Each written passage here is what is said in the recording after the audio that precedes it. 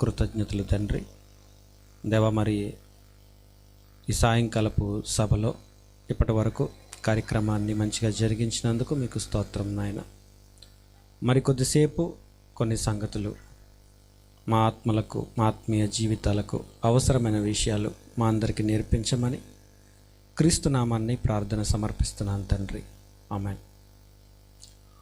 మరి ఉదయకాలపు బైబిల్ తరగతి కానివ్వండి, బైబిల్ పరీక్ష కానివ్వండి, వాటి ఫలితాల వెల్లడింపు కానివ్వండి, ఎంతో చక్కగా జరిగించిన అట్లని ఈ సాయంకాలపు సభలోనికి ప్రవేశించి దేవుని వాక్యాన్ని ధ్యానించడానికి దేవుడిచ్చిన ఈ అవకాశాన్ని బట్టి తండ్రి అయిన దేవునికి క్రీస్తు ప్రభుల వారి పేరిట కృతజ్ఞతాస్తుతులు సమర్పించుకుంటూ ఈ సభకు కూడి వచ్చినటువంటి ఆత్మీయులైన మీ అందరికీ కూడా మనందరి ప్రభువును రక్షకుడైన క్రీస్తు వారి పేరిట శుభాలు, వందనములు తెలియపరుస్తున్నాను. అలానే ఈ కార్యక్రమాన్ని ఏర్పాటు చేసిన సత్య గారికి, ఆయన సంఘమునకు, కుటుంబానికి కూడా ప్రభు పేర వందనాలు తెలియజేస్తున్నాను. కొన్ని విలువైన విషయాలు మనం నేర్చుకునే ప్రయత్నం చేద్దాం. కొన్నాళ్ళ క్రిందట నేను ఒక వీడియో చూశాను ఫోన్లో. జనరల్గా ఫోన్ చూస్తున్నప్పుడు ఆ వీడియో ఏంటంటే, ఒక వీధి కుక్క దాని మూతిని ఒక ప్లాస్టిక్ డబ్బాలో ఇరికించుకుంది. అది ఇరికించుకుందో ఎవడైనా ఆకతాయి వాడు తగిలించాడో తెలియదు, కానీ దాని మూతి ఇలాంటి వీడియో మీరు ఒకవేళ బహుశా చూసారేమో. ఆ మూతి ఆ డబ్బాలో ఇరుక్కుపోవడం వల్ల దానికి తినడానికి లేదు, దాహం అయితే నీళ్ళు తాగడానికి లేదు. పాపం చాలా ఇబ్బంది పడిపోతుంది. మరి ఎప్పటి నుంచి అది అలా ఉందో అది గమనించిన ఒక దయాహృదయుడైనటువంటి ఒక అబ్బాయి దానికి ఉన్నటువంటి ఆ సమస్య నుండి దాన్ని విడిపించడానికి దాన్ని పట్టుకునే సాహసం చేస్తాడు. అప్పుడు అది అబ్బాయికి ఎట్టి పరిస్థితుల్లోనూ సహకరించదు. అదేమనుకుంటుందంటే, ఇతను నా మీద ఏదో దాడి చేయడానికి వస్తున్నాడు అనుకుని సహాయం చేయడానికి వస్తున్న ఆ వ్యక్తి మీద ఎదురు దాడి చేస్తూ ఉంటుంది. అయినప్పటికీ పాపం మూగజీవి కదా, జ్ఞానం లేనిది కదా, పాపం దానికి తెలియదులే, నేను దాన్ని ఏదో చేయడానికి వస్తున్నాను అనుకుంటుందని దాన్ని అర్థం చేసుకొని ధైర్యం చేసి దానికి ఉన్నటువంటి ఆ పరిస్థితి నుండి విడిపించగానే వెంటనే అది చక్కగా, సంతోషంగా, స్వేచ్ఛగా పరుగు పెట్టుకుని వెళ్ళిపోతుంటుంది. ఈ వీడియో కొన్నాళ్ళ క్రిందట, కొన్ని రోజుల క్రిందట మామూలుగా ఫోన్ చూస్తున్నప్పుడు నేను చూశాను. అది చూసినప్పుడు నాకేమనిపించిందంటే, దేవుడు కూడా కొన్ని ప్రమాదాల్లో మనం ఇరుక్కుంటున్నప్పుడు, కొన్ని భయంకరమైన పరిస్థితుల్లో మనం చిక్కుకుంటున్నప్పుడు లేదా చిక్కుకోబోతున్నప్పుడు దేవుడు కూడా మనల్ని తప్పించే ప్రయత్నం చేస్తుంటాడు. అర్థమవుతుందండి? దేవుడు కూడా మనల్ని రక్షించే ప్రయత్నం చేస్తుంటాడు. ఆ విషయాన్ని మనం గ్రహించక, గమనించక, దేవుడు మనల్ని రక్షించాలని, మనల్ని మార్చాలని, మనల్ని సరిదిద్దాలని, సన్మార్గంలో పెట్టాలని దేవుడు అనుకుంటున్నాడన్న విషయాన్ని మనం గ్రహించక బుద్ధిహీనంగా తిరుగుతుంటాం. ఇందాక మనం మాట్లాడుకున్నట్టు ఆ కుక్క అది మనకలాంటి విచక్షణ లేనిది గనక, జ్ఞానము లేనిది గనక అది అర్థం చేసుకోలేకపోయిందంటే ఓకే. కానీ జ్ఞానము, విచక్షణ కలిగిన మనము కూడా దేవుడు మనల్ని రక్షించటానికి చేస్తున్న ప్రయత్నాల్ని అర్థం చేసుకోలేని ఒక మూర్ఖమైన పరిస్థితిలోనికి మనం కూడా వెళ్ళిపోతూ ఉంటాం. అర్థమవుతుందండి? బైబిల్ గ్రంథంలోని కొన్ని విషయాలు మీకు జ్ఞాపకం చేస్తాను. వాస్తవానికి ఇది ముగించే సమయం. టైం ఎంత అయిందండి? 10:40 10:40 అయిపోయింది. అసలు మామూలుగా అయితే యాక్చువల్గా గ్రౌండ్ ఖాళీ చేసి వెళ్ళిపోవాల్సిన సమయం. ఏదేమైనప్పటికీ కొన్ని పరిస్థితుల కారణాలను బట్టి ఈ టైం వరకు మనం ఉండాల్సిన పరిస్థితి వచ్చింది. చాలా కొద్ది నిమిషాలు, నేను ఒక అరగంట మాత్రమే మాట్లాడతానండి అంటే, సత్య బ్రదరు పర్లేదండి మాట్లాడండి, మనకి ఇబ్బంది ఏమి ఉండదని చెప్పారు. అయినప్పటికీ ఒక 10 నిమిషాలు పొడిగించి ఒక 30-40 నిమిషాల లోపు నేను ముగించేస్తాను. ఒకసారి ఆదికాండము చూద్దాం. ఆదికాండము నేను చెప్పిన ఉదాహరణ లేదంటే నేను చెప్పిన ఒక ఎగ్జాంపుల్ మీరు మనసులో పెట్టుకోవాలి. ఆదికాండము 3వ అధ్యాయము 11వ వచనాన్ని అట్లానే 12వ వచనాన్ని 13వ వచనాన్ని ఒకసారి చదువుదాం. సందర్భం తెలుసు కదండి, ఏం జరిగింది అక్కడ. అందుకు ఆయన, నీవు దిగంబరివని నీకు తెలిపిన వాడెవడు, నీవు తినకూడదని. దేవుడు ఆదాముతో మాట్లాడుతున్నారండి. నీవు తినకూడదని నేను నీకు ఆజ్ఞాపించిన వృక్ష ఫలములు తింటివా? దేవుడు ఆదాము గారిని అడుగుతున్న ప్రశ్న. ఏమని అడుగుతున్నాడు? ఆదాము, నేను తినొద్దన్న పండుగని నువ్వు ఒకవేళ తిన్నావా? ప్రశ్నిస్తున్నాడు. నేను మిమ్మల్ని ప్రశ్నిస్తున్నాను ఇప్పుడు. ఆదాము గారు పండు తిన్నాడో లేదో దేవుడికి తెలుసా తెలీదా? దేవుడు చూశాడా చూడలేదా? అర్థమవుతుందండి? తిన్నాడో లేదో దేవుడికి తెలుసా తెలీదా? తెలుసు, చూశాడు. అప్పుడు దేవుడు ఆదాముతో ఏమనాలి? అది అవునా? యాక్చువల్గా దేవుడు ఏమని అడగాలి? ఎందుకు తిన్నావు ఆదాము అని అడగాలి. కానీ దేవుడు ఏమడిగాడు? తిన్నావా, తింటివా? సరే, ఏదో కారణం చెప్పాడు. ఎవరి మీద పెట్టాడు? భార్య మీద పెట్టాడు. సరే, ఆమె దగ్గరకు వచ్చారు దేవుడు. అమ్మ, నువ్వు చేసింది ఏంటి అని అడిగారు. అవునా? ఆదాము ఏం చెప్పాడు? ఇదిగో ఈ స్త్రీయే నాకు ఇచ్చిందయ్యా అని చెప్పాడు. అప్పుడు దేవుడు స్త్రీని ఏమని అడగాలి? స్త్రీని ఏమని అడగాలి? ఎందుకమ్మా ఇలా చేసావు, ఎందుకు ఇచ్చావు అని అడగాలి. ఏమని అడుగుతున్నాడు? నీవు చేసినది ఏమిటి అని అడుగక. ఈ 2 ప్రశ్నలు కొద్దిగా మనం ఆలోచించాలి. ఎందుకంటే ఏం జరిగిందన్నది దేవునికి తెలుసు. ఏం జరిగిందన్నది దేవునికి తెలుసు. పండు తిన్నారు, దేవుడు చూశాడు. అప్పుడు ఎందుకు తిన్నారు అని ప్రశ్నించాల్సిన దేవుడు ఏం చేశారు, పండు తిన్నారా అని అడుగుతున్నాడు. ఎందుకు తిన్నారు అన్న ప్రశ్నకు బదులు తిన్నారా అని అడుగుతున్నాడు. ఎందుకమ్మాయి నీ భర్తకి ఈ పండ్లు ఇచ్చావు అని అడగాల్సిన దేవుడు నువ్వు చేసింది ఏంటి అని అడుగుతున్నాడు. అర్థమవుతుందండి ప్రశ్నలు? ఎందుకు అలాగ అడుగుతున్నాడు దేవుడు? ఎప్పుడన్నా ఆలోచించారా? ఎందుకు దేవుడు అలా అడుగుతున్నాడు?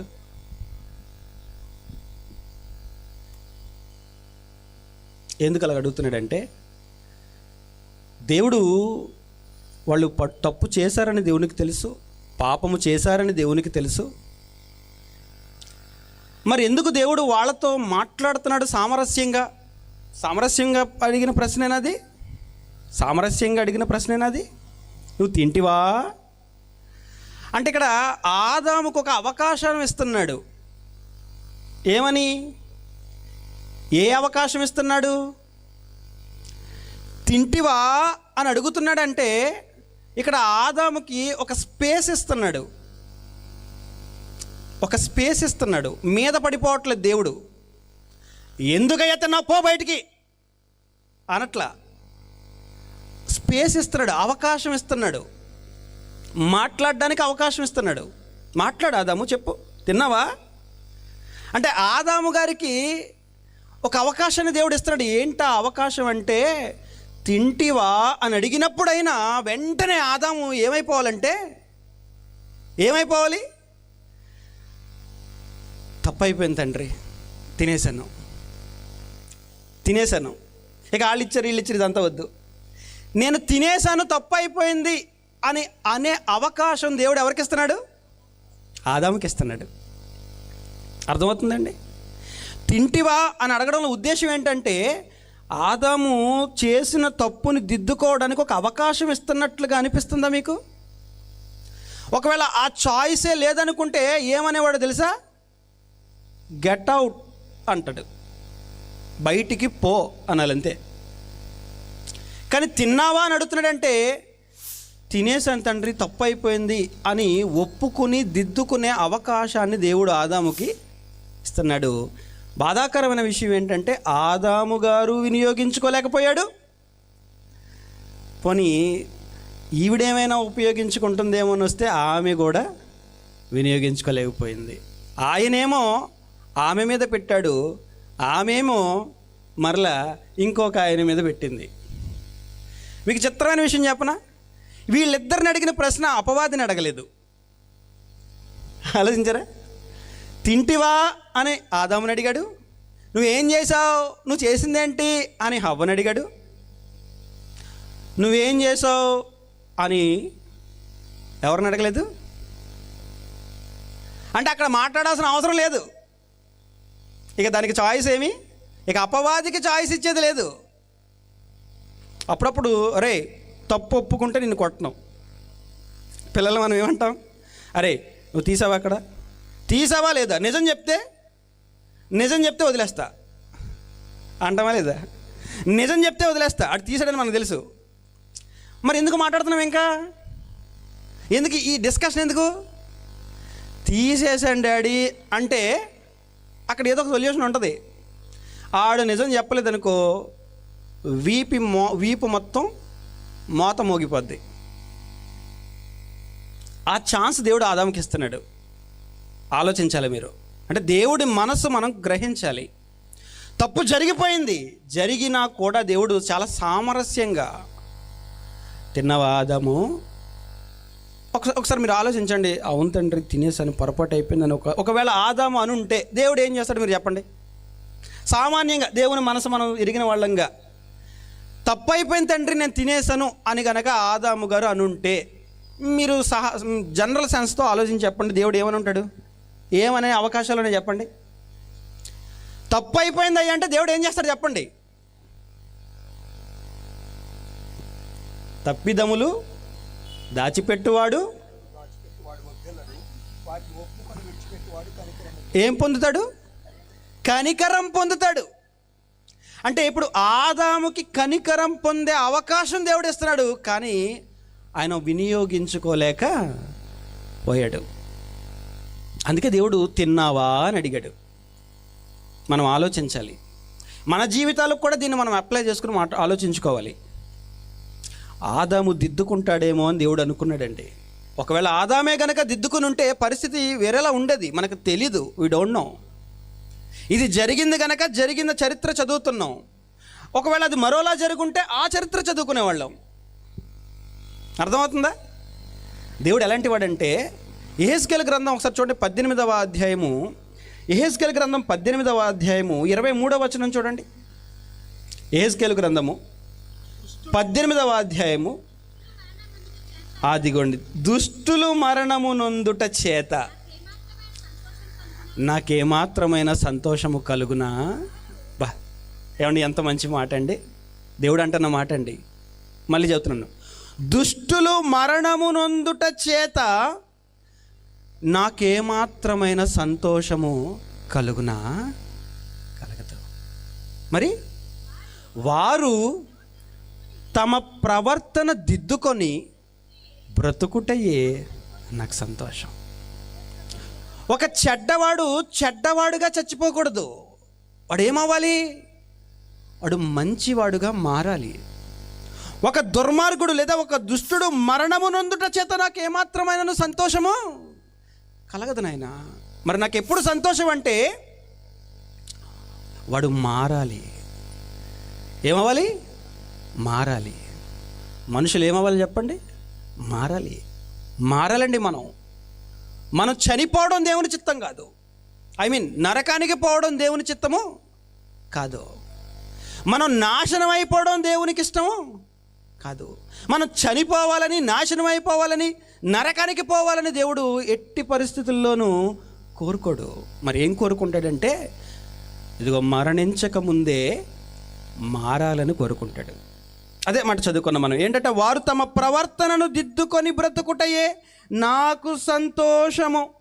ప్రవర్తన దిద్దుకొని బ్రతుకుటయే దేవునికి సంతోషం. ఏమండి, దేవునికి ఎవరంటే ఇష్టం చెప్పమంటారా? పాపము చెయ్యని వాళ్ళు అంటే ఇష్టమే, కానీ పాపము చెయ్యకుండా ఎవరో ఉండరన్న సంగతి, ఉండలేరన్న సంగతి ఆయనకి తెలుసు. అయితే మరి దేవుడు ఏం కోరుకుంటాడంటే చేసిన పాపాలు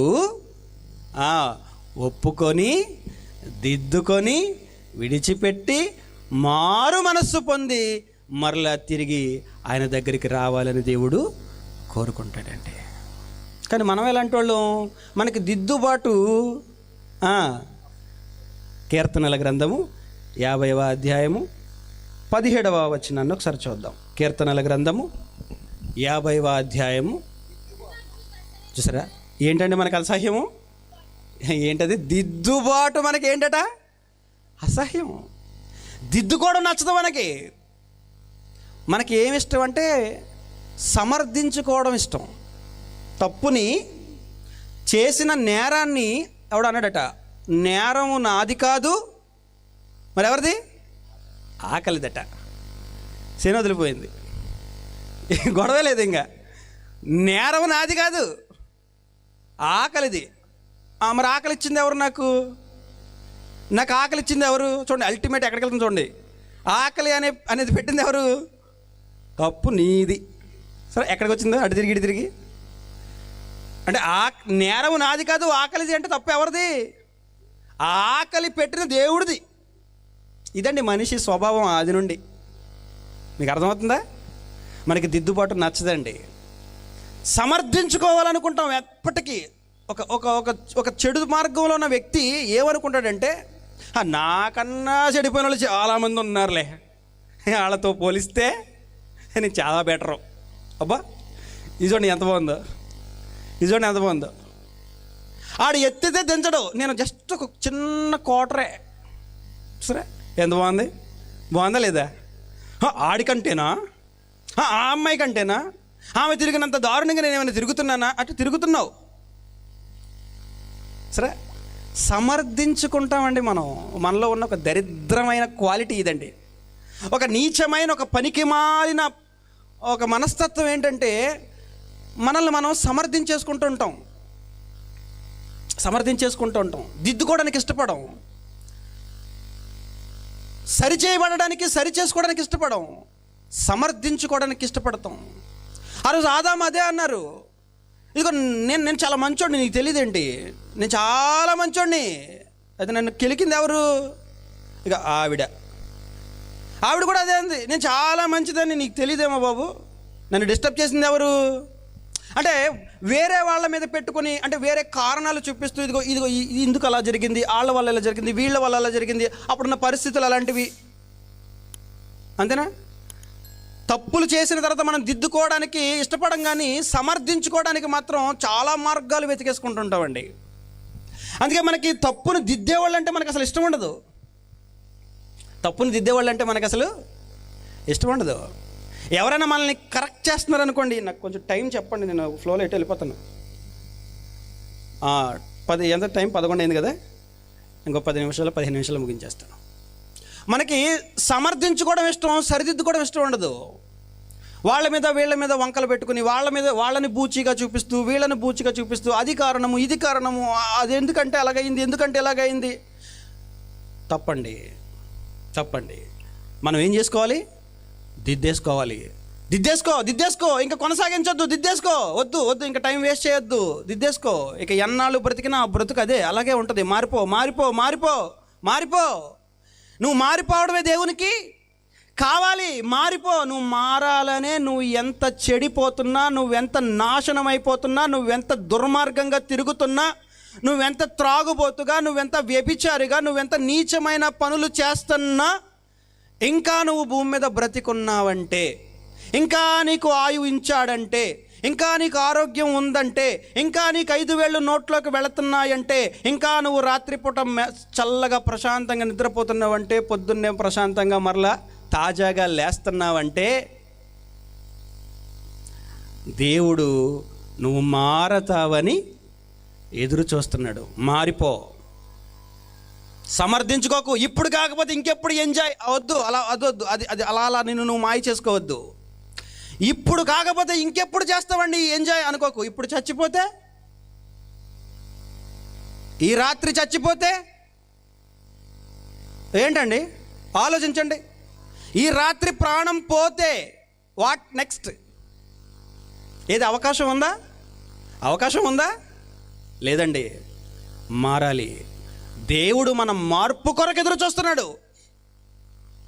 మనం మారాలి. మనం మారాలనే మాటలు వినిపిస్తున్నాడు. మనం మారాలనే, ఇదిగో ఎక్కడో ఈ టైంకి ఎక్కడెక్కడో తిరిగి నిన్ను తీసుకొచ్చి ఎక్కడ కూర్చోబెట్టాడు. ఎందుకు? నువ్వు మారాలని. మామూలుగా ఈ టైంలో మనం ఎక్కడ ఉండేవాళ్ళము? మన తిరుగుళ్ళు ఏంటో, మన ఉన్న ప్లేసులు ఏంటో, వేరే వేరే ప్లేసులు ఏమో. నువ్వు కూడా అనుకోలేదేమో ఈ టైంకి ఇక్కడ ఎలా కూర్చుని ఈ మాటలు వింటానని. ఇదిగో వింటున్నావు. అది దేవుని కృప, అది దేవుని కనికరం. నువ్వు మారాలని నీ తండ్రి, ఏమండి, ఏ తల్లి అయినా ఏ తండ్రి అయినా వాళ్ళ పిల్లలు మారాలనుకుంటారు కానీ చచ్చిపోవాలనుకోరండి.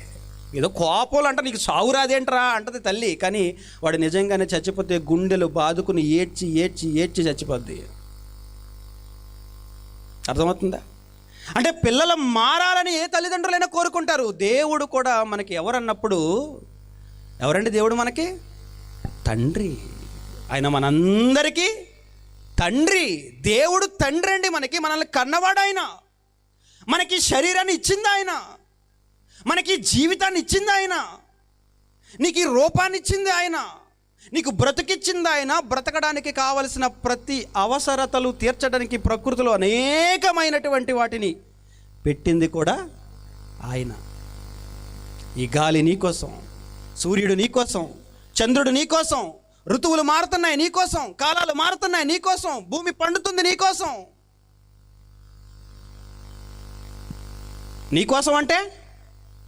నీకోసం అంటే అందులో ఇంకొక అర్థం ఉంది. నీకోసం అంటే చెప్తున్నారు ఎవరో, వెరీ గుడ్, నువ్వు మారటం కోసం. నీకోసం అంటే తిని ఎంజాయ్ చేద్దామని కాదు.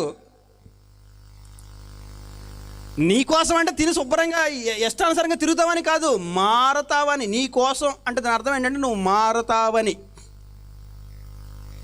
మారిపోవాలండి, మారిపోవాలి. దావీదు గారికి నాతాను గారు మార్నింగ్ మనం మాట్లాడుకున్నాం క్లాసులో. ఏమన్నారండి దావీదు గారు?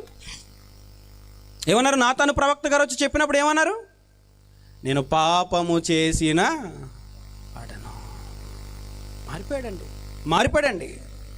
మారిపోయాడు. ఒక్కసారి చెప్పగానే మారిపోయాడు భక్తుడు. మనకి ఎన్నిసార్లు చెప్పినా ఏం రాదు? మార్పు రానే రాదు. మారదాంలే, చూద్దాంలే, జనవరి 1కి చూద్దాంలే. ఎన్ని జనవరి 1లు అయిపోయినాయి నీ బతుకులో? ఎన్ని జనవరి 1లు అయిపోయాయి? ఈ 2025 వదిలేండి బ్రదర్, ఈసారి గ్యారంటీగా చెప్తున్నాను. 2026 జనవరి 1 నుంచి నన్ను చూడండి, మీరు వేరే లెవెల్లో నన్ను చూస్తారు. ఈసారి నా లైఫ్ మరోలా ఉంటుంది. మరి ఇప్పుడు కాదండి. వాయిదాలు వేసుకుంటున్నావా మారుతానని? జాగ్రత్త, నీ ఆయుష్కాలం ఎంతో తెలీదు. మన జీవితాలు ఎప్పుడు ముగిసిపోతాయో తెలీదు. మారాలి. అందుకే గద్దించేవాళ్ళు, బుద్ధి చెప్పేవాళ్ళు మనకు ఉండాలండి. మన సరిదిద్దేవాళ్ళు మనకు ఉండాలి. అందుకనే సరిచేయబడిన తర్వాత ఆయన అంటున్న మాట మనం చూడగలిగితే, కీర్తనల గ్రంథం 141 చూడండి. కీర్తనల గ్రంథము 141 5వ వచనాన్ని ఒకసారి చూద్దాం. ఈ మాట దావీదు గారు అంటున్నారని నేను అనుకుంటున్నాను. దావీదు గారు అంటున్న మాటే కదండి అది. చిన్న కన్ఫ్యూజ్ అయ్యాను, దయచేసి ఏమనుకోవద్దు. 141 5 వచనం, నీతిమంతులు నన్ను కొట్టుట. బాబా ఏం మాట అండి! నీతిమంతులు నన్ను కొట్టుట నాకు ఉపకారము, వారు నన్ను గద్దించుట నాకు తైలాభిషేకము. నీతిమంతుడు నన్ను కొట్టాలి, ఎందుకంటే నేను బుద్ధిహీనంగా తిరుగుతూ ఉంటాను. నా బుర్ర మంచిది కదా, అప్పుడప్పుడు బుద్ధి గడ్డి తినే పనులు చేస్తుంటాను. అప్పుడు నన్ను ఎవరో ఒకరు కొట్టాలి. నీతిమంతులు నన్ను ఇది మైక్ సరిగ్గా పనిచేయట్లేదు చూడండి. నీతిమంతులు నన్ను కొట్టుట నాకు ఉపకారము, వారు నన్ను గద్దించుట నాకు తైలాభిషేకము.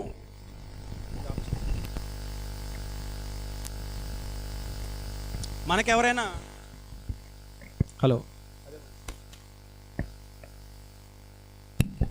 సారీ అండి, మనకెవరైనా దిద్దే ప్రయత్నం చేశారనుకోండి, తమ్ముడు ఇది ఎలా ఉండకూడదు, అది కరెక్ట్ కాదు నాన్న, తప్పు నాన్న, అమ్మ అలా కాదురా ఇలా కాదురా అని చెప్పే ప్రయత్నం చేశారనుకోండి, ఇష్టపడతామండి? ఇష్టపడతామా? మనల్ని సరిదిద్దేవాళ్ళంటే మనకు అసలు నచ్చదు. వాళ్ళతో మనం మాట్లాడడానికి కూడా ఇష్టపడం. ఒక్కసారి మనల్ని గద్దించారంటే అంతే, నెంబర్ బ్లాక్. ఒక్కసారి మనల్ని గట్టిగా గద్దించారనుకోండి, ఇంకంతే, నీకు నాకు అయిపోయింది. అంటే మనల్ని గద్దించే వాళ్ళు మనతో ఉండడం మనం ఇష్టపడట్లేదు, మనల్ని సరిదిద్దే వాళ్ళు మనతో ఉండటం మనకి ఇష్టపడటం లేదు. రారా ప్రార్థనకి వెళ్దాం, రారా ఆరాధనకి వెళ్దాం, రారా దేవుని సభకి వెళ్దాం, రారా దేవుని మాటలు విందామంటే మనకు నచ్చుతుందా? ఈడెవడ పెద్ద నసగాడిలాగా ఉన్నాడు, వీడితో మనం జాగ్రత్తగా నిదానంగా ఏం చేసుకోవాలి, ఈ ఫ్రెండ్షిప్ని కట్ చేసుకోవాలి. వీడితో మనకు కుదరదు, ఇది మనకి సెట్ అవ్వదు. అందుకే మనల్ని సన్మార్గంలో నడిపించే వాళ్ళు అంటే మనకు నచ్చదండి. కానీ దావీదు గారు ఏమంటున్నారు? నీతిమంతులు నన్ను కొట్టుట నాకు ఆశీర్వాదము, వారు నన్ను గద్దించుట నాకు తైలాభిషేకము. ఏమండి, మనల్ని గద్దించే వాళ్ళు మనకు ఒకళ్ళు ఉండాలండి. ఎంతసేపు మనకు సోప్ వేసేవాళ్లే కాదు, నిన్ను నాకేసేవాడే నీకు సోప్ వేస్తాడు, గుర్తుపెట్టుకోండి. నీకాడు సోప్ వేస్తాడంటే నిన్ను నాకేయడానికి సిద్ధంగా ఉన్నాడని అర్థం. నువ్వు అంతగా ఇంతగా నువ్వు ఇంతగా అసలు నీకులాగా ఎవడరా తాగలడు మన ఊరిలో? అబ్బా ఏం చెప్తాడండి వీడు. ఒరే, మన సర్కిల్లో ఎంత తాగినా నిలబడగలిగిన దమ్మున్న మగాడు నువ్వేరా బాబా. వీడు ఎక్కడికో వెళ్ళిపోతాడు వీడు. ఇదేం పొగడుతుంది అసలు. ఏమన్నా ఎంత తాగినా అలా స్ట్రాంగ్గా నిలబడతాడండి. ఎంతసేపు నిలబడతాడు? ఎన్నాళ్ళు నిలబడతాడు? ఎవరితో సహవాసం చేస్తున్నావు? ఎవరితో తిరుగుతున్నావు? ఎవరితో నీ సాంగత్యం? జాగ్రత్త, వాడు నిన్ను మార్చడు. దేవుని మాటలు చెప్పి నిన్ను గద్దించేవాడితో ఉండు. నువ్వు పొరపాటులోకి వెళ్ళిపోతుంటే నీ చేయి పట్టుకుని వెనక్కి తీసుకొచ్చేస్తాడు. అది తప్పురా, అలా చేయకూడదు, మనం అలా కరెక్ట్ కాదు, అదొద్దు, అది రాంగ్, అది రాంగ్ రూట్, అది వద్దు, వచ్చేయి. ఏమండి, దేవుని మాటలు కొంతకాలమే మనల్ని గద్దిస్తాయండి, కొంతకాలమే. ఎల్లకాలం మనం సరిచేస్తా కూర్చోడు దేవుడు. ఆయన సరిచేస్తున్నప్పుడే మనం ఏమైపోవాలి? సరిచేయబడాలి. సామెతల గ్రంథంలో చెప్తాడు, ఇందాక మనం చదువుకున్నాం కదా, 28:13-14, అతిక్రమములు దాచిపెట్టువాడు వర్ధిల్లడు, వాటిని ఒప్పుకొని విడిచిపెట్టువాడు కనికరం పొందుతాడు. ఇదిగో దేవుడు నిన్ను కనికరించడానికి ఇంకా ఎదురు చూస్తున్నాడు, నిన్ను కనికరించాలని, నిన్ను దగ్గరికి తీసుకోవాలని. నువ్వు మంచోడివే, నీ మనసు మంచిదే, కానీ ఏవో కొన్ని బలహీనతలు నిన్ను వెంటాడుతున్నాయి. నువ్వు వ్యక్తిగతంగా మంచోడివి, నీ బుద్ధి మంచిది, నీకు 10 మందికి పెట్టే గుణం ఉంది, 10 మందికి సహాయపడే గుణం ఉంది, కానీ నీలో ఉన్న కొన్ని అవలక్షణాలు నిన్ను నాశనం చేసేస్తున్నాయి. గుర్తించు, నీలో ఉన్న మంచిని గుర్తించు, నీలో ఉన్న చెడుని విడిచిపెట్టు. నిన్ను కనికరించడానికి, నిన్ను దగ్గరికి తీసుకోవడానికి నీ తండ్రి ఎదురు చూస్తున్నాడు. అవును, ప్రభు పరలోకం నుండి భూమి మీదకి వచ్చింది ఎవరి కోసం తెలుసా? పరలోకం నుండి భూలోకానికి ప్రభు వచ్చింది ఎవరి కోసం వచ్చాడంటండి? నేను ఎవరిని పిలువ రాలేదు. ఏమండి చెప్పండి, అయ్యో బాబోయ్, నేను ఎవరిని పిలవ రాలేదు, నేను నీతిమంతులను పిలవ రాలేదు. మరి ఎవరిని? పాపులను పిలవడానికి వచ్చానయ్యా. వాళ్ళెవరు? ఎక్కడుంటారు? పాపులు అంటే ఎక్కడుంటారండి వాళ్ళు? అడ్రస్ ఎక్కడ వాళ్ళది? పాపులుండే అడ్రస్ అని చెప్పలేదు నాకు ఒకసారి సరదాగా. పాపుల అడ్రస్ ఎక్కడండి? చూసారా, ఒక్కళ్ళు చెప్పట్లేదు, నేనేనండి అని, మేమేనండి. ఎవరైనా అంటారు ఏమని చూస్తుంటే, అబ్బాయి ఎవరు అనరు, మనమేనండి. అంటే మనం రకరకాల విధాలుగా చెడిపోయాం. నీతిమంతుడు లేడు, ఒకడును లేడు, అందరును త్రోవ తప్పి పనికి మాలిన వారైరి. దేవుడు వారికి అనుగ్రహించు మహిమను పొందలేకపోతున్నారు. అందరూ పాపము చేసి దేవుడు అనుగ్రహించు మహిమను పొందలేకపోతున్నారు. రోమా 2:23 ఆర్ 3:23. అంటే దేవుడు యేసుక్రీస్తు ప్రభువుల వారు పరలోకాల నుంచి ఈ భూలోకానికి ఎందుకు వచ్చాడంటే మంచోళ్ళ కోసం కదట. మరి ఎవరి కోసం? పాపులను రక్షించడానికి. 1:14 చూడండి, మొదటి తిమోతి గారికి రాసిన మొదటి పత్రిక 1వ అధ్యాయము 14 వచనం. అంతే కదా, కరెక్టే కదా. ఏమనుంది అక్కడ? మరియు తిమోతి గారికి రాసిన మొదటి పత్రిక 1వ అధ్యాయము 14 వచనం, 15 వచనం, వెరీ గుడ్, సారీ. పాపులను రక్షించుటకు క్రీస్తు యేసు లోకమునకు వచ్చెను. ఎవరిని రక్షించడానికి? ఇదిగో, నువ్వు పాపములో ఉన్నావా? అయితే నీకోసమేనయ్యా వచ్చాడు. సార్ చూడు, అటువైపు సార్ చూడు, నీకోసమే వచ్చారు బాబు, నీకోసం ఎవరో వచ్చారు చూడు అంటాం మనం. అప్పుడు ఏం చేయాలి? ఎవరు నా కోసం ఎవరు వచ్చారబ్బా? ఓహో, చూడొద్దా? ప్రభు వచ్చారట మన కోసం. ఎవరి కోసం? పాపులను రక్షించటానికి వచ్చారయ్యా, పాపులను రక్షించటానికి. పాపులను రక్షించడం అంటే చిన్న వివరణ ఇస్తాను మరలా. పాపులను రక్షించడం ఏంటండి బాబు? పాపులకు శిక్ష వేయాలి కదా అంటుంటారు కొంతమంది సహోదరులు. పాపం వాళ్ళకి అర్థం కాదు. ఇక్కడ ఉద్దేశం ఏంటంటే, పాపులను రక్షిస్తాను అంటే దాని అర్థం ఏంటంటే, వీళ్ళు చేసిన పాపాలన్నిటి నుండి వాళ్ళు శిక్షకి దొరికిపోకుండా, వాళ్ళు శిక్షింపబడకుండా వాళ్ళని కాపలా కాస్తాను, నా వెనక నా చోటున పాపాలు చేపిస్తానని కాదండి. పాపులు రక్షిస్తాను అంటే, అప్పుడప్పుడు దొంగలు పారిపోతూ మన ఇంటికి వస్తే, మీ ఇంటికి దొంగ వచ్చాడంటే అతని మీద జాలిపడో కనికరపడో, లేదండి మా ఇంటికి ఎవరు రాలేదండి అని అతని మీద జాలిపడి అలా కాపాడడం కాదండి. పాపులను రక్షించడం అంటే, పాపం వలన వాళ్ళు పొందబోయే శిక్ష నుండి దేవుడు ఏం చేస్తాడు? రక్షిస్తాడు. అది దాని నిర్వచనం. అది పాపులను రక్షించడం అంటే ఏమంటే చాలామంది అర్థం చేసుకోవాలి. పాపులను రక్షించడం అంటే ఏంటంటే, వాళ్ళు పాపాలను సమర్థిస్తాడని కాదు, దగ్గరుండి పాపాలు చేపిస్తాడని కాదు, పాపులకి సెక్యూరిటీ ఇస్తాడని కాదు. దాని అర్థం ఏంటంటే, పాపము చేసి పాపులుగా మారిపోతే తద్వారా వాళ్ళు పొందబోతున్న శిక్ష ఏదైతే ఉందో ఆ శిక్షలోకి వెళ్ళిపోకుండా వీళ్ళు పాపాన్ని మానేలాగా వాళ్ళని రక్షిస్తాడు. పాపం మానేలా చేస్తాడు. అది దాని అర్థం. పాపులను రక్షించడానికి యేసుప్రభు ఈ లోకానికి దిగి వచ్చాడు. పాపులను రక్షించడానికి. అందుకే ఏమని పిలిచాడు? ఆయన ఇచ్చిన పిలుపేంటి? చలో కడప కాదు. ఆయన ఇచ్చిన పిలుపేంటి? చలో ఇంకేదో విశాఖపట్నం కాదు, పదండి హైదరాబాద్ కాదు. ప్రయాసపడి భారము మోసుకొని పోవుచున్న సమస్త జనులరా వచ్చేయండి. పాప భారము. అక్కడ కాంటెక్స్ట్లో వేరేలండి. అక్కడ కాంటెక్స్ట్ ఏంటంటే, ధర్మశాస్త్రం అనే భారాన్ని మోసుకుంటున్న యూదుల్ని పిలిచాడు ప్రభు అక్కడ.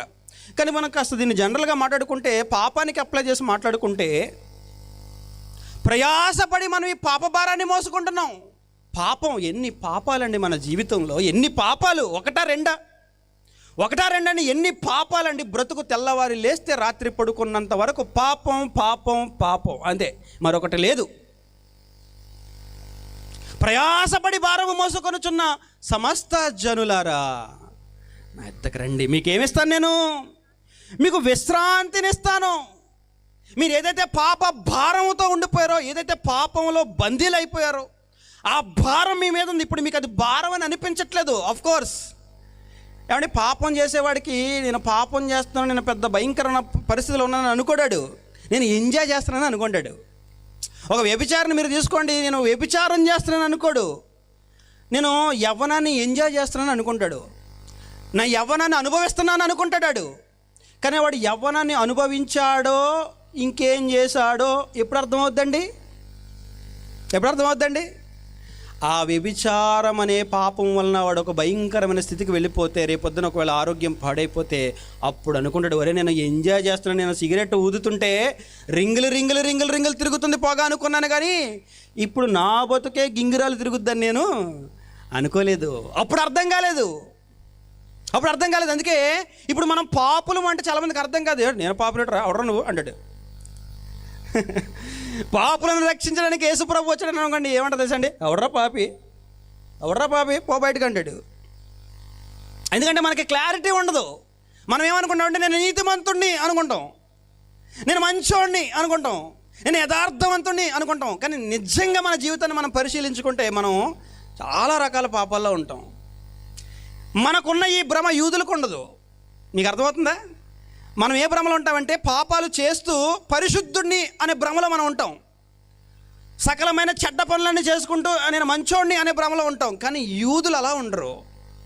ఎందుకంటే వాళ్ళ మీద ధర్మశాస్త్రం ఎప్పుడు వాళ్ళకు ఒక నేరారోపణ చేస్తూనే ఉంటుంది. ధర్మశాస్త్రం ఒక రకంగా ఇవ్వబడడంలో అదొక ప్రధానమైన కారణం.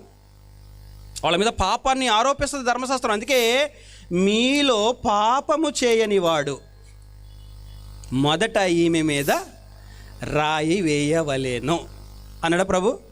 అదే మాట కనుక ప్రభు మనల్ని అడిగాడు అనుకోండి, ఏమవుతుందో తెలుసా?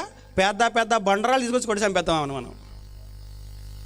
మీలో పాపము చేయని వాడెవడో వాడు ఆమె మీద మొదట రాయి వేయండి అన్నప్పుడు అదే మాట మనల్ని అడిగితే మనం ఏం చేస్తాం తెలుసా? కొట్టేస్తాం. ఎందుకంటే నేనే పాపం చేయలేదు అంటావు అంతే. నువ్వేమన్నావు? పాపం చేయని వాడు రాయమన్నావు. నేనే పాపం చేయలేదు అంటాం. కానీ యూదులు అలా ఉండరు. వాళ్ళకి ఒక క్లారిటీ ఉంటుంది, మేము పాపులము. అందుకే ఒక్కడు కూడా రాయి వేయలేదండి. మీరు ఆలోచించారు ఎప్పుడైనా? ఎందుకు రాయి వేయలేదు వాళ్ళు? ఎందుకు వేయలేదు తెలుసా? వాళ్ళు నిరంతరం చేస్తున్న ఒక క్రియ, యూదులు నిరంతరం చేసే పని ఒకటి ఏంటో తెలుసా అండి? బలులు. ఏ బలులు? పాప పరిహారార్థ బలులు, సమాధానార్థ బలులు. అంటే బలిస్తున్నారా అంటే బలిస్తున్నావంటే ఏంటి అర్థం? పాప పరిహారార్థ బలిచ్చావంటే నువ్వెవరివి? నువ్వు పాప పరిహారార్థం నిమిత్తం బలిచ్చావంటే బలిపీఠం దగ్గరకు వచ్చి నువ్వెవరివి? Your sinner. అంటే బలిపీఠం దగ్గరకు వచ్చి బలిస్తున్నా నువ్వు ఏం ఒప్పుకుంటున్నావంటే నేను పాపిని అని ఒప్పుకుంటున్నావు. ఏమంటే ఫైన్ కట్టావంటే అర్థం ఏంటి చెప్పండి? ఫైన్ కట్టావంటే అర్థం ఏంటి? నువ్వు తప్పు చేసావు కాబట్టి ఫైన్ కట్టావు. తప్పు చేయకపోతే ఫైన్ ఎందుకు కడతావు? అర్థమవుతుందా? అంటే పాప పరిహారార్థం బలిస్తున్నారంటే వీళ్ళు ఎవరు? పాపులు. ఆ క్లారిటీ వాళ్ళకు ఉంటుంది. అందుకే మీలో పాపము చేయని వాడు రాయి వెయ్యండి మొదట అన్నప్పుడు నోరు మూసుకుని సైలెంట్గా వెళ్ళిపోయారండి వాళ్ళ దారిని. వాడు ఎక్కడి నుంచి అక్కడికి వెళ్ళిపోయాడు అంతే. అర్థమవుతుందా?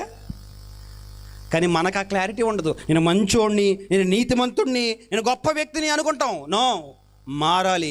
మనలో చాలా చెడ్డ అలవాట్లు, చాలా పాపాలు మన జీవితాన్ని ఏలుతున్నాయి. పాపము చేయవాడు పాపమునకు దాసుడు. నువ్వు బందీవైపోయావు పాపానికి. అందుకే నిన్ను రక్షించడానికి, నన్ను రక్షించడానికి యేసుక్రీస్తు ప్రభులు వారు పరలోకాన్ని విడిచి ఈ భూమి మీదకి వచ్చి ఏం చేశాడండి? నీ కోసం, నా కోసం పాపము లేని, పాపము చేయని పరిశుద్ధుడైన పరిశుద్ధుని రక్తము, పరిశుద్ధమైన రక్తము మనందరి కొరకు ఈ భూమి మీద చిందించాడు. ఇదిగో ఆ పరిశుద్ధుని రక్తము చిందించబడింది నా కోసం. నేను ఒళ్ళు కొవ్వెక్కి చేసిన పాపాల నుండి నన్ను రక్షించడానికి, నేను నరకానికి వెళ్ళిపోకుండా నన్ను కాపాడడానికి ఒక నీతిమంతుడు చనిపోయాడు అని నువ్వు గ్రహించాలి. అందుకే నీ ఎదుట, నా ఎదుట, అంటే ఈ లోకము ఎదుట ఆయన ఏం చేశాడు? తన రక్తాన్ని చిందించాడు. కడుక్కుంటావా? వచ్చి ఆయన రక్తంలో పాపాలు కడుక్కుంటావా? ఇంకొక విషయం ఏంటంటే, ఆయన రక్తాన్ని ఆశ్రయించకుండా పాపాలు కడుక్కుండా ఉండేవాళ్ళు చాలామంది లోకంలో అనుకుంటే, ఆయన రక్తాన్ని ఆశ్రయించి పాపాలు కడుక్కున్న తర్వాత కూడా పాపాలు చేసేవాళ్ళు మనోళ్ళు ఎవరిళ్ళు? మన నాటకాల క్రైస్తవులు. మనం ఆయన రక్తంలో పాపాలు కడుక్కుంటాం. ఈ రోజు నుంచి నేను ఏ పాపము చెయ్యను, నేను నీతిగా యథార్థంగా బ్రతుకుతానని ఆ రోజు నిర్ణయం తీసుకుంటాం. మారు మనస్సు పొంది పాపక్షమాపణ నిమిత్తం బాప్తిజం పొందుకుని సంఘంలో క్రీస్తు ద్వారా చేర్చబడతాం. కొన్ని రోజులే. ఏదో కొత్త చొక్కా కొనుక్కున్న మోజు ముచ్చట ఎన్ని రోజులండి? కొత్త షర్ట్ కొనుక్కుంటే ఎన్ని రోజులండి సరదా? ఒక్కసారి వేసినప్పుడు రెండోసారి, ఇక 2-3-4 రోజులు గడిచే కొద్ది అది ఏమైపోద్ది? అయిపోయింది, పాతది అయిపోయింది.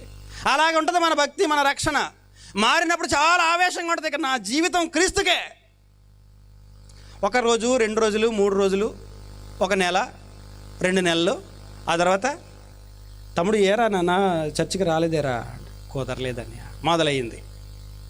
ఏదో ఒక దిక్కుమాల కారణం చెప్తాడు. ఏకాడి బ్రతుకు కారణాలు చెప్పుకోవడమే. చెప్పుకొని దూరంగా వెళ్ళిపోతాడు దేవుడికి. అంతే, దూరంగా. మా ఊర్లో అలాగే ఒక తమ్ముడికి వ్యసనాల బారిన పడిపోయి చెడిపోతున్న ఒక తమ్ముడికి చాలా కష్టపడి వాక్యం చెప్పండి రక్షించానండి. వాడు బాగానే ఉన్నాడు కొన్నాళ్ళకి నేను బాప్తిజం పొందుతానని, నాకు రక్షణ కావాలని నేను వాడు అడిగాడు. చక్కగా వాడికి బాప్తిజం ఇచ్చాను, సంఘంలో చేర్చబడ్డాడు. ఏదో కొన్నాళ్ళు వచ్చినండి, మళ్ళీ ఏమైందోనండి. అంటే లోకం కూడా ఎలాంటిదంటేనండి, మారుతుంటే అసలు ఉండదండి. మారుతున్న వాడిని చూసే లోకం సహించదు. అబ్బా నువ్వు మారిపోయావా, అబ్బో ఇది ఎప్పటి నుంచి, ఏమన్నా ఫోన్లేరా, ఇప్పటికైనా నీకు బుద్ధి వచ్చింది, ఫోన్లే మారవు, సంతోషం, నీ భార్య బిడ్డలు మంచిగా చూసుకొనైనా, నీ ఆరోగ్యం జాగ్రత్త, ఫోన్లే ఇన్నాళ్ళకైనా నీకు అంటారండి. అబ్బా నువ్వు మారిపోయావా, మేము నమ్మేయాలా అని. మారనెవరు వీళ్ళే ఎవరు మళ్ళీ వీళ్ళు క్రైస్తవులే, మళ్ళీ బైబిల్ పట్టుకుని గుడికి వెళ్ళిపోతారు, చర్చికి వెళ్ళిపోతారు. ఎవడన్నా ఊళ్ళో మారాడంటే కాస్త ఆడిని ప్రోత్సహించి, కాస్త ఆడిని బలపరిచి, వెరీ గుడ్ నాన్న, వెరీ గుడ్ రా, మారాలరా, మనం అందరం మారాలి, ఎప్పుడొకప్పుడు మారాలరా, వెరీ గుడ్ రా, మంచి నిర్ణయం తీసుకున్నారా, నువ్వు నిలబడరా, నీకు ఎప్పుడైనా బలహీనత అనిపిస్తే, పాపంలో పడిపోతాను అనిపిస్తే నన్ను కన్సల్ట్ అవ్వరా, కొంచెం నాతో కాసేపు మాట్లాడరా, నువ్వు బలపడాలరా, ఇలా చెప్పరండి.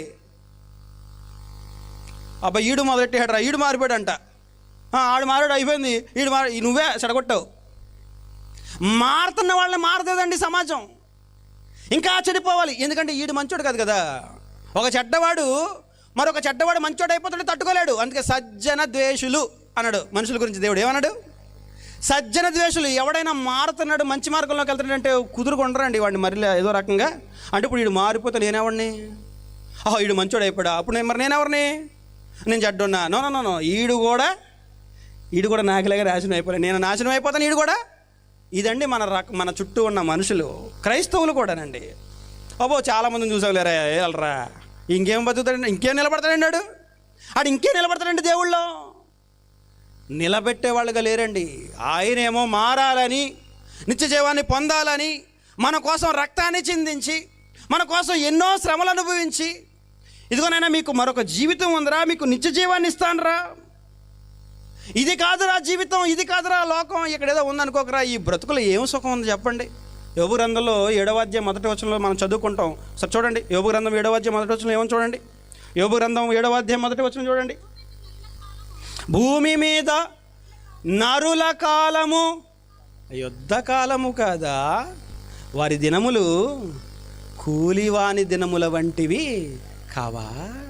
సరే, ఎంత మంచి మాట అండి. మళ్ళీ ఫస్ట్ మాట ఏంటంటే, భూమి మీద నరుల కాలము యుద్ధకాలము. అంటే బ్రతుకంతా యుద్ధమే. తెల్లవారులేస్తే ఆ యుద్ధం, ఈ యుద్ధం, బతకడానికి యుద్ధం, డ్యూటీ చేసుకోవాలి, చీటీలు కట్టాలి, అప్పులు కట్టాలి, బాకీలు కట్టాలి, ఈఎంఐలు కట్టాలి, పిల్లల్ని చదివించుకోవాలి, వాళ్ళకి పెద్దోళ్ళు అవుతుంటే పెళ్ళిళ్ళు చేయాలి. అసలు ఎన్ని ఈ యుద్ధానికి అంతమందండి. మన ఇండియా పాకిస్తాన్ యుద్ధమైనా ఆగింది, కానీ ఈ యుద్ధం మాత్రం ఆగదు. దేశాల మధ్య యుద్ధాలైనా ఆగుతున్నాయి, కానీ ఈ మానవ అంతర్మదనంలో జరుగుతున్న మానవ జీవన పోరాటంలో మనిషి చేస్తున్న ఈ యుద్ధానికి మాత్రం ఏమి లేదు, ముగింపు లేదు. చచ్చినంత వరకు యుద్ధమే. యుద్ధం చేసి పోరాడి ఒకరోజు సైలెంట్గా శ్మశానానికి వెళ్ళిపోవడమే. ఎక్కడుందండి ఈ జీవితంలో, ఈ లోకంలో సంతోషం ఎక్కడుందండి, సుఖం ఎక్కడుందండి, ఏముందండి జీవితం, ఏముందండి సరదా. అందుకే నాకు ఆ బాధ, జాలి పడుతుంటానండి. లోకంలో ఎంజాయ్ చేయాలి, సరదా పడాలి, అది చేయాలి చూస్తుంటే నాకు జాలి అనిపిస్తుందండి. అరే పాపం, వీళ్ళు ఎప్పుడు బుద్ధి తెచ్చుకుంటారు, వీళ్ళు ఎప్పుడు మారుతారు. లోకములో ఉన్నదంతయు, లోకమును దాని ఆశయు గతించిపోవును. లోకం గతించిపోద్ది, దాని ఆశలు కూడా గతించిపోతాయి. దేవుని చిత్తమును జరిగించువాడు నిరంతరము జీవిస్తాడు. ఎక్కడ కాదు. ఇక్కడ నువ్వు కొన్నవే 10 సెంట్లు అప్పు చేసి, అక్కడ నువ్వు నిలిచేదేమి ఉండదు. ఇక్కడ నువ్వు కొన్న ఎకరాలు దేనికి పనికిరావు, నీకు దేనికి పనికిరావు. చూసి మురిసిపోవడమే, నాకెంత ఉందని చెప్పుకోవడం తప్ప దేనికి పనికిరావు. టైం వచ్చినప్పుడు ఎంత ఉన్నా నోరు మూసుకుని అక్కడ పెట్టేసి చేతులు ఊపుకుంటూ సైలెంట్గా ఖాళీ చేతులతో వెళ్ళిపోయి. మరి అందరికీ తెలుసు. మళ్ళీ ఈ తత్వం మళ్ళీ ప్రతివాడు మాట్లాడతాడు. ఏం తెచ్చామండి, ఏం పట్టుకెళ్తామండి, మరి ఏం తెచ్చాము, ఏం పట్టుకెళ్తామన్న జ్ఞానం ఉన్న నువ్వు ఎలారా బతకాలి? ఆడిని కొట్టేయాలి, ఈయన్ని కొట్టేయాలి, ఆడిని మోసం చేసేయాలి, ఈయన్ని మోసం చేసేయాలి, వాడిని దోచేయాలి, వీడిని దోచేయాలి. ఏంటండి బ్రతుకు? ఇది బ్రతుకు కాదండి, ఇది బ్రతుకు కాదు. మరణించి సమాధి చేయబడి తిరిగి లేచి పరలోకానికి వెళ్ళి తండ్రి కుడి పార్శ్వమున ఆసీనుడై ఉన్నటువంటి యేసుక్రీస్తు ప్రభుల వారు ప్రసాదించబోతున్నాడు నీకు అసలు సెసలు జీవితం. అది బ్రతుకంటే, అది జీవితం అంటే. ఆ జీవితం వద్దా? ఈ జీవితానికి ముగింపు ఉంది. నువ్వు ఎంత ఆరోగ్యంగా బ్రతికినా, ఎంత వాకింగ్ చేసినా, ఏదో రోజు నేను ఏం చేసేయాలి? ప్యాకింగ్ చేసేయాలి. అప్పుడెప్పుడు ఒక సేవకుడు చెప్పిన మంచి మాట అండి, ఇది నాకు భలే నచ్చింది. ఎంత వాకింగ్ చేసినా ఏదో ఒక రోజు నేను ఏం చేసేయాలట? ప్యాకింగ్ చేసేయాలి, ప్యాకింగ్ చేసేయాలి. ఏమండి, మనం కూడా చాలామందిని ప్యాకింగ్ చేస్తున్నాం కదా. అప్పుడప్పుడు చనిపోయినప్పుడు ఏం చేస్తున్నాం? పెట్టులో పెడతాం. అంటే ఏంటది? ప్యాకింగ్ చేస్తున్నాం. అప్పుడు మనకేం అర్థం అవ్వాలి తెలుసా? నన్ను కూడా ఏదో ఒక రోజు ప్యాకింగ్ చేసేస్తారా బాబు, ప్యాక్ చేసి మోసేస్తారు, ఊరవతల పడేస్తారు. నీకు బుర్రలు తిరుగుతూ ఉండాలి. వెళ్ళిపోతాను వెళ్ళి భక్తులందరూ అదే అనుకున్నారండి. మేము ఈ భూమి మీద యాత్రికులమును పరదేశులమునై ఉన్నాము. నిలువరమైన నివాసం ఇక్కడ కాదు, మాకు అక్కడ అక్కడ అక్కడ ఆ పైన ఉన్న వాటిని చూశారు వాళ్ళు. భూమి మీద ఉన్న వాటిని దేన్ని చూడలేదండి. విశ్వాసముతో వాళ్ళు ఏమయ్యారట? మృతి నొందిరి. విశ్వాసముతో. ఏంటా విశ్వాసం? మాకుంది, వేరే వేరే లైఫ్ ఉంది. క్రీస్తు ప్రభు మాకు అనుగ్రహిస్తాడు. భక్తుల జీవితాలండి అవి. మనకుందండి ఆ విశ్వాసం. ఇది కాదు జీవితం. పరలోకంలో నా దేవుడు నా కొరకు ప్రభు అన్నాడు, ఇదిగో మీ కొరకు స్థలము సిద్ధపరచ వెళ్ళుచున్న నా తండ్రి ఇంట అనేక నివాసములు కలవు లేని ఎడల మీతో చెప్పుదును. నేను మరలా వచ్చి మిమ్మల్ని అక్కడికి తీసుకెళ్ళిపోతాను. నాతో ఉండడానికి మిమ్మల్ని అక్కడికి తీసుకెళ్ళిపోతాను. 14వ అధ్యాయం యోహాను సువార్తలో మనకి చదువుకుంటాం. 14వ అధ్యాయం 15వ అధ్యాయం బహుశా 14వ అధ్యాయం యోహాను సువార్త మీరు చదువుకోండి ఇంటికి వెళ్ళిన తర్వాత. వద్దా అండి ఆ నివాసాలు? ఆ నివాసాలు వద్దా? ఈ భూమి మీద నివాసం ఎన్నాళ్ళయ్యా నీకు నివాసము, శాశ్వత నివాసము పరలోకములో. దానికి క్రీస్తే మార్గం. ఆయన అన్నాడు, నేనే మార్గము, నేనే సత్యము, నేనే జీవము. ఆ జీవానికి మార్గం నేనే. నిత్య జీవం ఎక్కడుందట? లేఖనముల యందు నిత్య జీవము కలదు. దేవుని వాక్యం నీకు నిత్య జీవాన్ని ఇస్తుంది. ఆ వాక్యం ఈరోజు నీకు వినిపిస్తుంది. మారిపో అని అడుగుతుంది. మారిపో, డోంట్ వేస్ట్ యువర్ టైం. ఇంతే వచ్చి ఇంగ్లీష్ అంతకుమించి ఎక్కువ రాదులేండి, కంగారు పడకండి. చిన్న చిన్న మొక్కలే వచ్చి ఏం చేస్తున్నామండి మనం? టైము వేస్ట్ చేసుకుంటున్నామండి. టైము వేస్ట్ చేసుకుంటున్నామండి. మారాలి. దేవుని వాక్యం వినబడుతుంది. ఆ రోజు పిలిచాడు, రండి జలప్రళయము రాబోతుంది, రండి రండి రండి రండి రండి. ఏమన్నారు వాళ్ళు? ఏమన్నారో తెలియదు కానీ ఎవడు రాలేదు. ఏం వాళ్ళ డైలాగులు ఏంటో మరి, ఆ స్క్రిప్ట్ ఏంటో మనకు తెలియదు కానీ ఎవరు రాలేదండి. జలప్రళయము వచ్చి అందరినీ కొట్టుకొని పోవు వరకు ఎరుగక పోయిరి. 25 అధ్యాయం మత్తయి సువార్త చదువుకుంటాం మనం. ఈరోజు కూడా పరిస్థితి అలాగే ఉందన్నాడండి ప్రభు. ఏం చేస్తారట జనులు? తినొచ్చు, త్రాగుచు, పెండ్లికిచ్చుచు, పెండ్లి చేసుకొనుచు. ఇదే పని. ఎలా ఆనందపడాలి, ఎలా సుఖపడాలి, ఎలా సంతోషపడాలి, ఎలా ఎంజాయ్ చేయాలి, ఎలా జీవితాన్ని అనుభవించాలి అనుకుంటుందే తప్ప నేను మారాలి అనుకోవట్లేదండి. మారాలి ఎన్నాళ్ళు? ఈ బతుకు చిచ్చి ఎన్నాళ్ళయ్యా తుచ్చమైన జీవితం.